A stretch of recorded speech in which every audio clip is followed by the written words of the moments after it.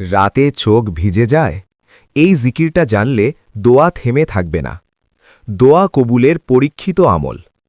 ৫০০ বার এই জিকির করুন, আল্লাহ দোয়া কবুল করবেন ইনশাল্লাহ। ভাই বোনেরা, চোখ বন্ধ করে ভাবুন, আপনার মনে একটি বড় হাজত। দোয়া করছেন বারবার, কিন্তু কবুল হচ্ছে না। চোখ ভিজে যায় রাতের নির্জনতায়। তাহলে এই পরীক্ষিত আমলটি করুন। হাদিসে বর্ণিত লা হাউলা ওয়ালা কুওয়াতা ইল্লা বিল্লাহ জান্নাতের ধন, বিপদ দূর করে এবং দোয়া কবুলের দরজা খুলে দেয়। এই আমল করে অনেকেরই অলৌকিকভাবে অসম্ভব দোয়া কবুল হয়েছে। এই আমলটি কিভাবে করবেন? সঠিক নিয়মে।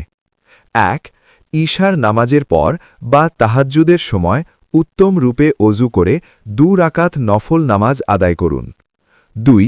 নামাজ শেষে ১০০ বার যে কোনো দরুদ শরীফ পড়ুন। ৩. তারপর ৪৯৯ বার পড়ুন লা হাউলা ওয়ালা কুওয়াতা ইল্লা বিল্লাহ। ৫০০তম বার পড়ুন লা হাউলা ওয়ালা কুওয়াতা ইল্লা বিল্লাহিল আলিয়্যিল আযীম। ৫. তারপর আবার ১০০ বার দরুদ শরীফ পড়ুন।